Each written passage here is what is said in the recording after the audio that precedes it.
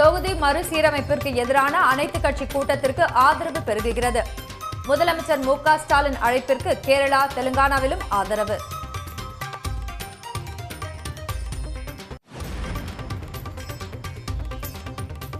இரண்டாயிரத்து 26 வரலாறு படைத்து தாவேக ஆட்சி அமைக்கும் என விஜய் பேச்சு. 2ஆம் ஆண்டு தொடக்க விழாவில் திமுக, பாஜக குறித்து மறைமுக விமர்சனம். Primary political force in Tamil Nadu politics with a firm commitment to create history in the upcoming 2026 assembly elections of Tamil Nadu, like 1967 and 1977 assembly elections.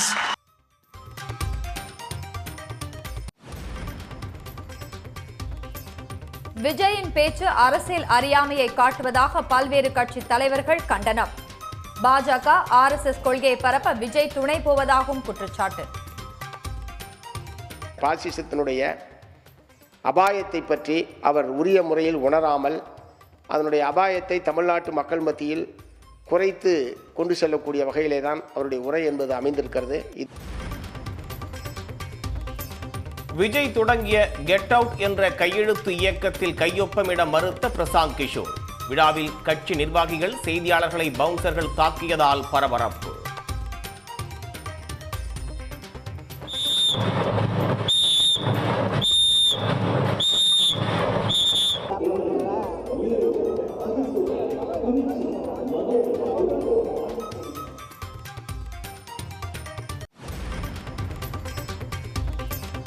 மக்களால் தேர்ந்தெடுக்கப்பட்ட அரசை தேச விரோத அரசு என கூறுவதா? ஒன்றிய உள்துறை அமைச்சர் அமித்ஷா பேச்சுக்கு பல்வேறு தரப்பினர் கண்டனம்.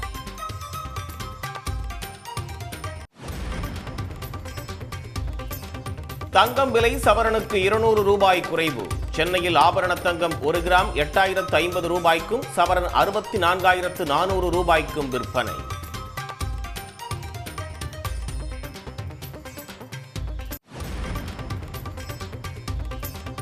நெல்லை மற்றும் கோவில்பட்டி சுற்று வட்டார பகுதிகளில் கொட்டிய மழை.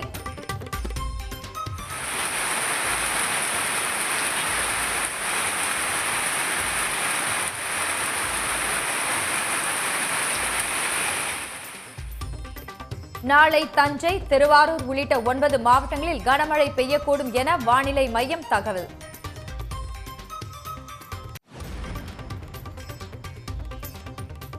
சீமான் மீது பாலியல் வன்கொடுமை புகார் அளித்த நடிகை விஜயலட்சுமியிடம் போலீசார் 7 மணி நேரம் விசாரணை. சீமானுக்கு எதிரான ஆதாரங்களை வளசரவாக்கம் போலீசாரிடம் விஜயலட்சுமி ஒப்படைத்திருப்பதாக தகவல்.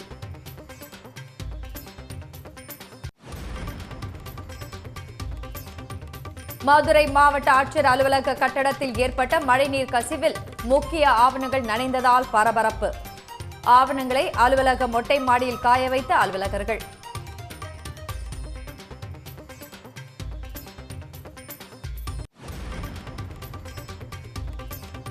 சிவராத்திரி விழாவையொட்டி பூக்களின் விலை 2 மடங்காக உயர்வு. விலை உயர்வை பொருட்படுத்தாமல் மலர் மாலைகளை வாங்கிச் சென்ற பக்தர்கள். இன்னைக்கு பார்த்தா எல்லா சாமிகளுக்கும் போடணும், அதனால மாலை விலை ரொம்ப ரேட்டு கூட இருக்கு. நாங்கள் மாலை இன்னைக்கு 15 மாலை வாங்கியிருக்கோம். எல்லா சாமிக்கு மட்டும் கதம்ப ரேட்டு 15 ரூபாய்க்கு போடும். ஆனால் இன்னைக்கு அந்த பூ விலையில கதம்ப ரேட்டுமேவும் 25 ரூபா வர்றாங்க.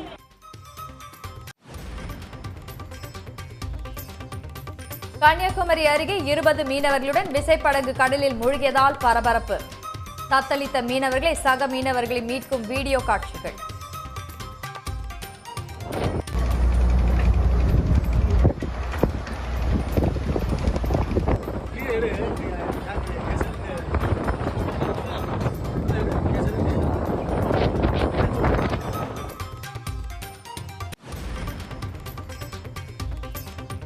பிள்ளையார்பட்டி செண்பகம்பேட்டை சுங்கச்சாவடியை அகற்ற உயர்நீதிமன்ற மதுரை கிளை உத்தரவு. தனி நீதிபதியின் உத்தரவை ரத்து செய்து அதிரடி.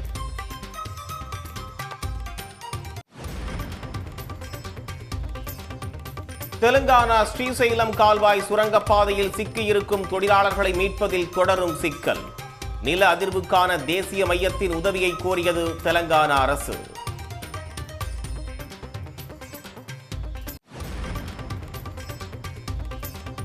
பிரயாக்ராஜில் 45 நாட்கள் நடைபெற்ற மகா கும்பமேளா நிறைவு. 63 கோடிக்கும் அதிகமானோர் நீராடியதாக உத்தரப்பிரதேச அரசு தகவல்.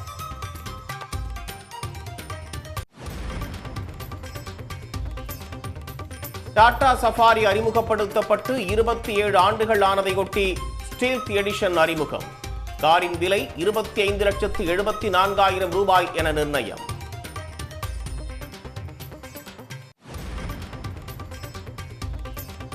ஒருநாள் கிரிக்கெட் தரவரிசையில் ஏற்றம் கண்ட இந்திய வீரர் விராட் கோலி பாகிஸ்தானுக்கு எதிராக சதம் அடித்ததை அடுத்து 5வது இடத்திற்கு முன்னேற்றம்.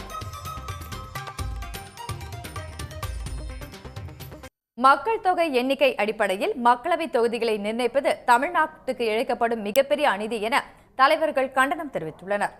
குடும்ப கட்டுப்பாடு திட்டத்தை கடைபிடிக்காத உத்தரப்பிரதேசம், பீகார் உள்ளிட்ட வட மாநிலங்களில் மக்கள் தொகை 1951ஆம் ஆண்டில் இருந்ததை விட 3 மடங்கு அதிகரித்துள்ளது.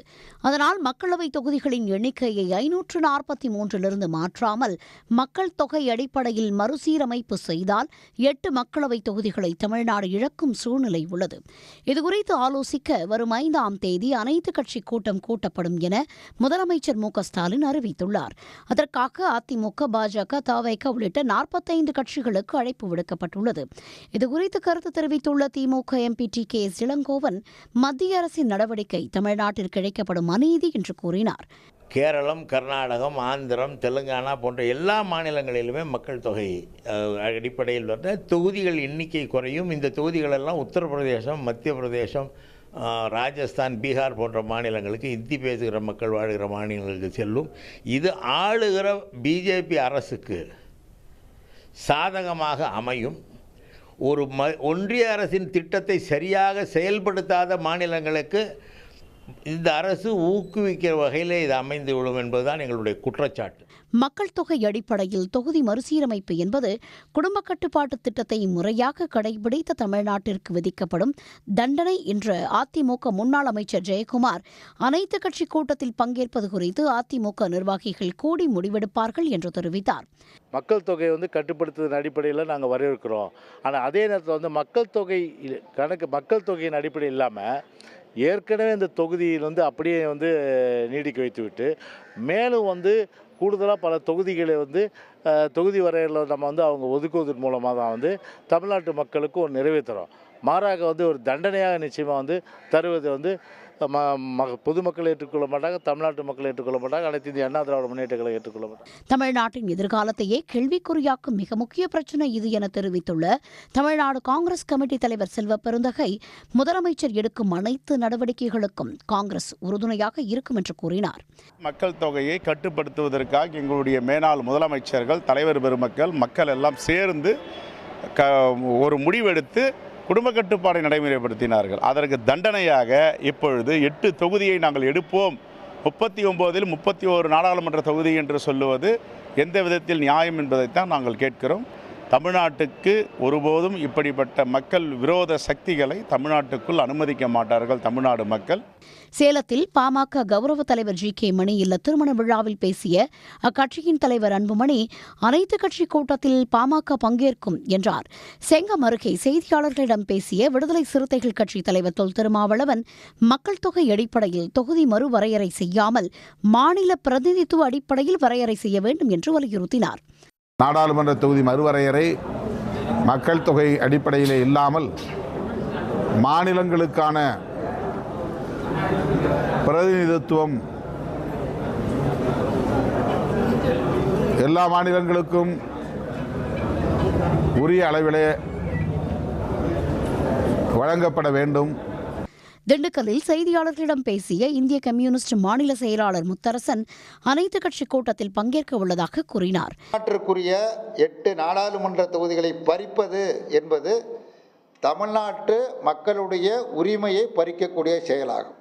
இது ஏன் அப்படி பண்ணுறாங்க அப்படின்னா, இன்றைக்கி ஒன்றிய அரசாங்கம் செய்யக்கூடிய தவறுகளை நாடாளுமன்றத்தில் அம்பலப்படுத்துவதில் தமிழ்நாட்டு நாடாளுமன்ற உறுப்பினர்கள் எல்லோரை காட்டிலும் முன்னணியில் இருக்கிறார்கள். அனைத்து கட்சி கூட்டத்தில் பங்கேற்கப் போவதாக செய்தியாளர்களிடம் நேற்று பேசிய நாதாக ஒருங்கிணைப்பாளர் சீமான் தொகுதி மறுசீரமைப்புக்கு எதிராக தனித்து போராடப் போவதாக இன்று கூறியுள்ளார்.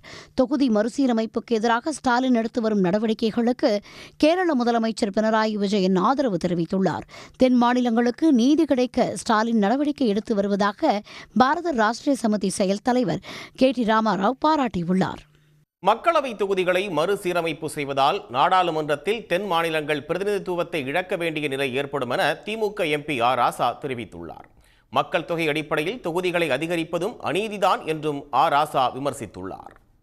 மக்கள் தொகை அடிப்படையில் மட்டுமே தொகுதிகளை மறு வரையறை செய்தால் அது மக்கள் தொகை கட்டுப்பாட்டில் திட்டங்களை செம்மையாக சீர்மையாக நிறைவேற்றியிருக்கின்ற தமிழ்நாடு உள்ளிட்ட தென் மாநிலங்கள் ஜனநாயக ரீதியாக தன்னுடைய பிரதிநிதித்துவத்தை நாடாளுமன்றத்திலும் சட்டமன்றத்திலும் இழக்கும் என்கின்ற ஒரு அபாயம் இருக்கிறது என்பதை உணர்ந்து மாண்புமிகு முதலமைச்சர் அவர்கள் அது கூடாது, 1971ஆம் ஆண்டு என்ன நிலைப்பாட்டை எடுத்தோமோ அதுதான் தொடர வேண்டும் என்று கடிதம் எழுதியிருக்கிறார்கள்.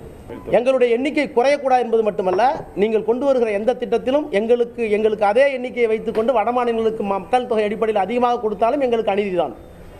எனவே தான் சொல்கிறோம், புரோராட்டா என்பது விகிதாச்சார அடிப்படை என்பது 71வது இருக்கின்ற 71இல் எடுக்கப்பட்ட சென்சஸ் அடிப்படையில் இப்போது இருக்கிற நாடாளுமன்ற உறுப்பினர்கள் எண்ணிக்கையில் அப்படியே உயர வேண்டும். மக்களவை தொகுதி மறுசீரமைப்பு நடவடிக்கைக்கு தமிழ்நாடு கடும் எதிர்ப்பு தெரிவித்து வருகிறது. இந்த சூழ்நிலையில் தமிழ்நாடு உள்ளிட்ட தென் மாநிலங்கள் மறுவரையால் பாதிக்கப்படுவது எப்படி என்பதை விவரிக்கிறது இந்த தொகுப்பு.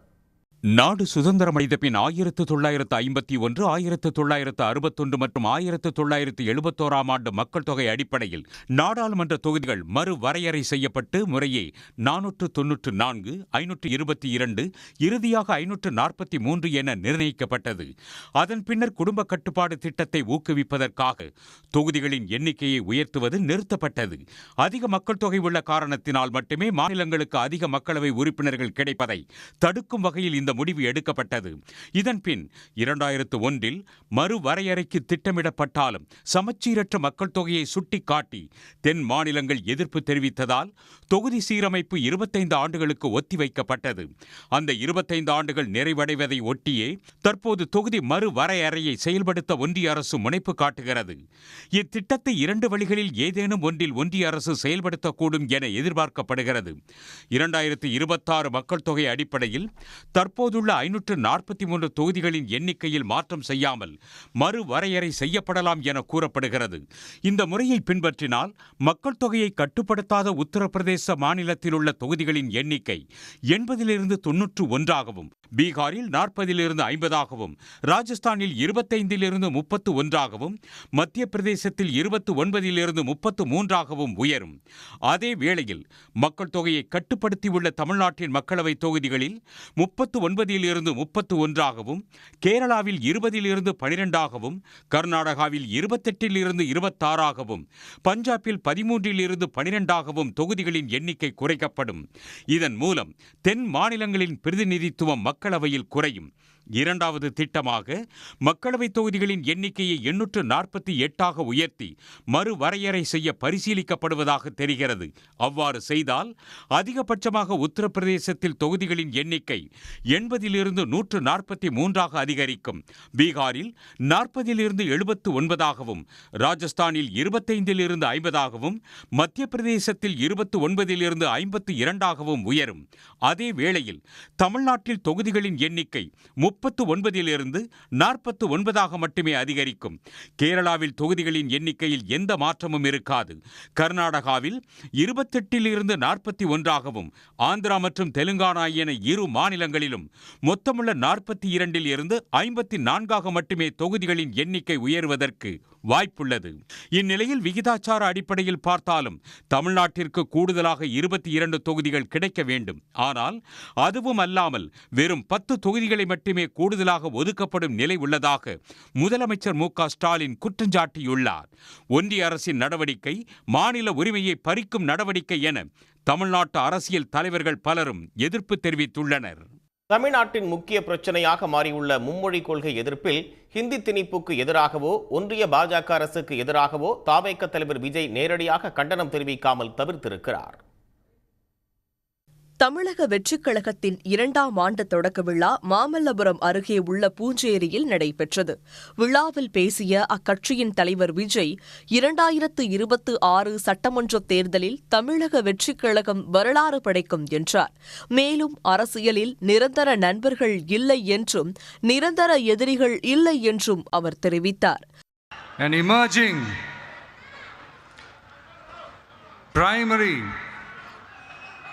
political force in Tamil Nadu politics with a firm commitment to create history in the upcoming 2026 assembly elections of Tamil Nadu, like 1967 and 1977 assembly elections of our state. மும்மொழி கொள்கை தொடர்பான பிரச்சினை கிளப்பிவிடப்பட்டுள்ளதாக தெரிவித்த விஜய், மும்மொழி கொள்கைக்கு எதிரான போராட்டத்தை எல்கேஜி குழந்தைகளின் சண்டையோடு ஒப்பிட்டது சர்ச்சையை ஏற்படுத்தியுள்ளது.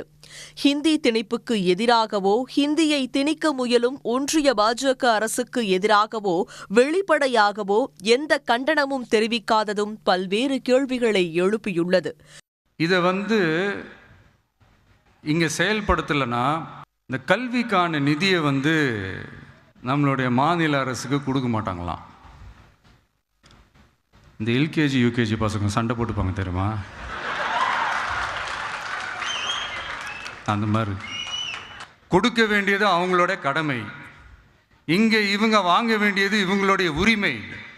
இந்த நிகழ்ச்சியில் தேர்தல் வியூக வகுப்பாளர் பிரசாந்த் கிஷோர், தமிழக வெற்றிக் கழகத்தின் பொதுச் செயலாளர் புசி ஆனந்த், ஆதவ் அர்ஜுன் உள்ளிட்டோர் கலந்து கொண்டார்கள். அனுபவம் இன்மை மற்றும் அரசியல் அறியாமையில் தாவேகா தலைவர் விஜய் பேசுவதாக திமுக செய்தி தொடர்பாளர் TKS இளங்கோவன் விமர்சித்துள்ளார். கொடுக்கும் கதாபாத்திரத்தில் சிறப்பாக நடிக்கக்கூடியவர் விஜய்தான் என்றும், முத்தரசனும் பாசிசத்தின் அபாயத்தை விஜய் உணரவில்லை என்று சண்முகமும் தெரிவித்துள்ளனர். இது ஒரு சாதாரணமாக ஒரு கட்சி ஆரம்பிக்கிறவங்களுக்கெல்லாம் ஆட்சிக்கு வரணும்னு ஆசை இருந்துச்சுன்னா உடனே அவங்க ஆட்சியில் இருக்கிற கட்சியை தான் திட்டுவாங்க, அவங்க மேலே ஏதாச்சும் குறை சொல்லுவாங்க. அந்த குறையிலே ஏதேனும் நியாயம் இருக்கிறதா என்று சிந்தித்து பார்க்க கூட அவர்களுக்கு தெரியாது. இந்தி மொழி பிரச்சனையிலே அப்படித்தான் இருக்கிறார்கள். திமுக எவ்வளவு பேர் உயிரிழந்திருக்கிறார்கள் இந்த மொழிக்காக, எவ்வளவு பேர் சிறைவாசம் இருக்கிறார்கள் என்றெல்லாம் அவர்களுக்கு தெரியாது. அவருக்கு தெரியாத விஷயத்தில் அவர் இது போன்ற ஏதாச்சும் பேசி செய்கிறதா? அனுபவமின்மை, அரசியல் தெரியாதவர்கள் அரசியல் பேசும்பொழுது இது போன்ற சிக்கல்கள் வரும். அவருடைய அறியாமை. திமுக என்ன செய்திருக்கிறது? திராவிட இயக்கம் தமிழை காப்பாற்ற இந்தி திணிப்புக்கு எதிரான எத்தகைய போராட்டங்களில் இறங்கி இருக்கிறது, எவ்வளவு உயிர்களை பலி கொடுத்திருக்கிறது என்பதெல்லாம் அவருக்கு தெரியாது. அதனாலே அவர் பேசுகிறார். இன்றைய மோடியினுடைய ஆட்சியில் இந்தி திணிப்பதற்குள்ள முயற்சிகளை மேற்கொள்கிறார்கள். அதை தமிழ்நாட்டில் இருக்கிற விஜய் கட்சி உட்பட எல்லா அரசியல் கட்சிகளும் எதிர்க்கின்றன. திமுக மட்டுமல்ல, திமுக அரசாங்கம் மட்டுமல்ல, எல்லா கட்சிகளும் எதிர்க்கின்றன. இதில் எப்படி திமுக நாடகம் ஆடுது என்று எந்த அர்த்தத்தில் சொல்லுகிறார் அல்லது நடிக்கிறார்கள் என்று எந்த சொல்கிறான்னு தெரியல. நடிக்கிறது என்பது நாடகங்களில் நடிக்கலாம். இப்போ நாடகம் குறைஞ்சி சினிமா தான் இப்போ அதிகமாக இருக்குது. திரைப்படங்களில் நடிக்கலாம், என்ன வேடம் கொடுக்குறாங்களோ அந்த வேடங்களில் நடிக்கலாம். அந்த வேடங்களில் நண்பர் விஜய் மிக சிறப்பாக அவருக்கு என்ன வேடம் கொடுக்கப்படுகிறதோ, என்ன கதாபாத்திரம் கொடுக்கப்படுகிறதோ அதில் அவர் சிறப்பாக நடிக்கக்கூடியவர், அதில் எந்த சந்தேகமும் கிடையாது. அந்த வகையில் அவர் பாராட்டுக்குரியவர் தான். ஆனால் அவர் திமுக நாடகம் ஆடுது, திமுக நடிக்கிறாங்க என்று சொல்வது அவங்க கட்சிக்காரவங்களை திருப்திப்படுத்துவதற்காக அவர் சொல்லுகிற கருத்தை தவிர இந்த கருத்து ஒரு சரியான அரசியல் கருத்தல்ல, நிராகரிக்கப்பட வேண்டிய கருத்தாகும். இன்றைக்கு அவர் மீண்டும் பாசிசம் பாயாசம் என்கிற முறையில் பாசிசத்தை மிகவும் மென்மையான போக்கிலும் குறைத்து மதிப்பிடக்கூடிய வகையிலுமே தான் அவருடைய உரைகள் என்பது இன்றைக்கு அமைந்திருக்கிறது. ஏதோ 6 மாதத்துக்கு முன்னாடி பேசும்போது ஒரு ஆரம்ப கட்டத்தில் இருக்கிறார், பாசிசத்தினுடைய ஆபத்துக்களை பற்றி அவர் உணராமல் பேசுகிறார் என்கிற முறையில் தான் நினச்சோம். ஆனால் இப்போதும் அவர் அதே கருத்தை அதே தன்மையில் அவர் இன்றைக்கும் பேசியிருப்பது என்பது பாசிசத்தை பற்றிய பாசிசத்தினுடைய அபாயத்தை பற்றி அவர் உரிய முறையில் உணராமல் அதனுடைய அபாயத்தை தமிழ்நாட்டு மக்கள் மத்தியில் குறைத்து கொண்டு செல்லக்கூடிய வகையிலே தான் அவருடைய உரை என்பது அமைந்திருக்கிறது. இது எந்த விதத்திலேயும் தமிழ்நாட்டு மக்களுக்கோ அல்லது இந்திய நாட்டு மக்களுக்கோ உதவக்கூடிய ஒரு அணுகுமுறை அல்ல என்பதை நண்பர் விஜய் அவர்கள் உணர வேண்டும். முன்னாள் முதல்வர் கலைஞர் வழியில் மருத்துவ கட்டமைப்பை இந்திய அளவில் மட்டுமல்ல உலக அளவில் பாராட்டு பெறும் வகையில் திராவிட மாடல் அரசு மேம்படுத்தி வருவதாக முதலமைச்சர் மு க ஸ்டாலின் பெருமிதம் தெரிவித்துள்ளார்.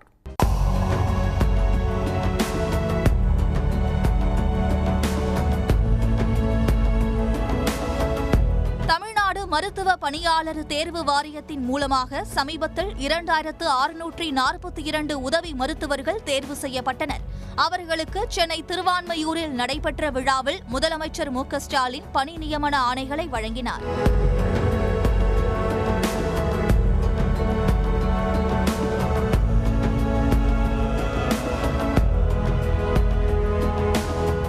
பேசிய முதலமைச்சர் மு க ஸ்டாலின் மருத்துவ கட்டமைப்பை இந்திய அளவில் மட்டுமல்ல உலகமே பாராட்டும் வகையில் திராவிட மாடல் அரசு மேம்படுத்தி வருவதாக குறிப்பிட்டார். மருத்துவ துறையில் தமிழ்நாடு சிறந்து விளங்குவதற்கு மறைந்த முன்னாள் முதலமைச்சர் கலைஞர் ஏற்படுத்திய மருத்துவ கட்டமைப்புகளே காரணம் என்றும் முதலமைச்சர் கூறினார். தமிழ்நாடு இன்றைக்கு இந்தியாவுடைய மருத்துவ தலைநகரம் இருக்குது என்ற காரணம், அதுக்கு திராவிட முன்னேற்ற கழக ஆட்சி காலங்களில் நம்முடைய முத்தமிழறிஞர் தலைவர் கலைஞர் அவர்கள் உருவாக்கின மருத்துவ கட்டமைப்பு தான் அதற்கு காரணம் என்பது நமக்கு நன்றாக தெரியும்.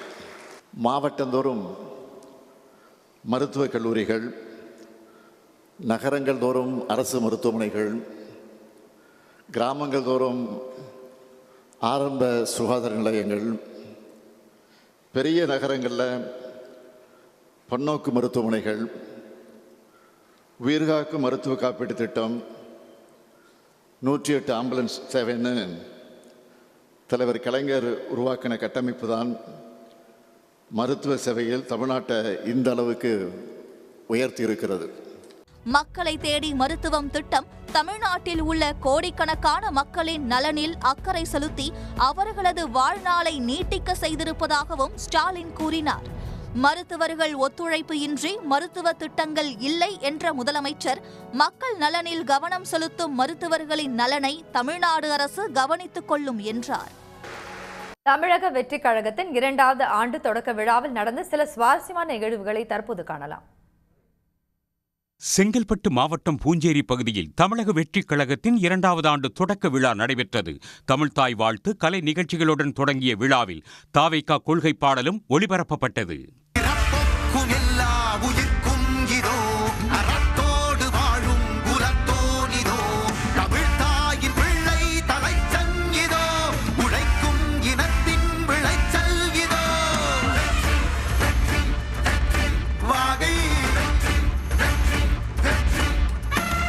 தொடர்ந்து இறுதி இலக்கை அடைவது தொடர்பான உறுதிமொழியை தாவேகாவினர் எடுத்துக் கொண்டனர். இந்தி திணிப்புக்கு எதிர்ப்பு தெரிவித்து ஹேஷ்டாக் கெட் அவுட் கையெழுத்து இயக்கத்தில் தாவேகா தலைவர் விஜய் கையெழுத்திட்டார். விழாவில் கலந்து கொண்ட ஜன்சுராஜ் கட்சியின் தலைவர் பிரசாந்த் கிஷோரை அழைத்தபோது அவர் கையெழுத்திட மறுத்தார். தமிழ்நாட்டை விட்டு வெளியேறு கெட் அவுட் என்று சொல்லி பொற்கரங்களால் முதல் கையெழுத்து போடுகிறார். இதனிடையே பாஜகவில் இருந்து விலகிய ரஞ்சனா நாச்சியார் தன்னை தமிழக வெற்றிக் கழக கட்சியில் இணைத்துக் கொண்டார். முன்னதாக செய்தியாளர்களுக்கு பேட்டியளித்த அவர் தமிழ்நாட்டின் வெற்றிக்களமாக தாவேகா மாறப்போகிறது என்றார். தமிழக வெற்றி கழகத்தில் இன்னைக்கு தளபதி விஜய் அவர்கள் தலைமையில் இணையிறேன். இனி தமிழக வெற்றி கழகம் தமிழகத்தோட வெற்றி களமாக மாறப்போகுது. அதில் நானும் ஒரு பங்களிப்பு இருக்கணும் அப்படின்றதுனால இந்த முடிவை எடுத்து இன்னைக்கு தாவேகால நான் இணைகிறேன். தாவேகாவின் தொடக்க விழாவில் பங்கேற்க அனுமதி சான்றுடன் சென்ற பெண் நிர்வாகிகளை உள்ளே அனுமதிக்காமல் தடுத்து நிறுத்திய பவுன்சர்கள் முகத்தின் அருகே சென்று விசில் ஊதி வெளியேற்றியதால் பரபரப்பு ஏற்பட்டது.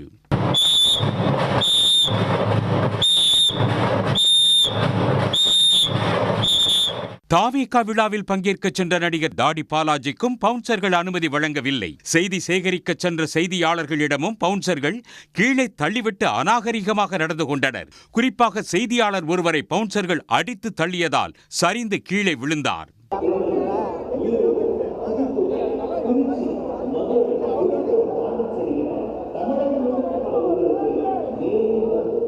தொடக்க விழா நடைபெறும் பகுதியில் செய்தியாளர்கள் கேமரா உள்ளிட்ட உபகரணங்களுடன் இருந்த இடத்தில் கொம்பேரி மூக்கன் பாம்பு புகுந்ததால் பரபரப்பு நிலவியது.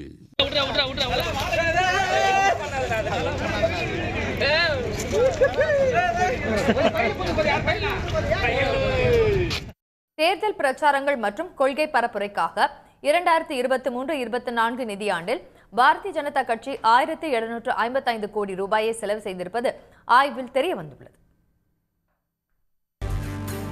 ஜனநாயக சீர்திருத்த சங்கம் என்ற தன்னார்வ தொண்டு நிறுவனம் இந்திய தேர்தல் ஆணையம் அங்கீகரித்துள்ள 6 தேசிய கட்சிகளின் 2023-24 ஆண்டு வருடாந்திர கணக்குகளை ஆய்வு செய்து அறிக்கை வெளியிட்டுள்ளது. அதன்படி கடந்த நிதியாண்டில் தேர்தல் பிரச்சாரங்கள் மற்றும் பரப்புரைக்காக பாஜக 1755 கோடி ரூபாயை செலவிட்டுள்ளது தெரியவந்துள்ளது. காங்கிரஸ் 616 கோடியே 67 லட்சம் ரூபாயை தேர்தலுக்கு செலவிட்டதாக ஆண்டறிக்கையில் கணக்கு காட்டப்பட்டுள்ளது.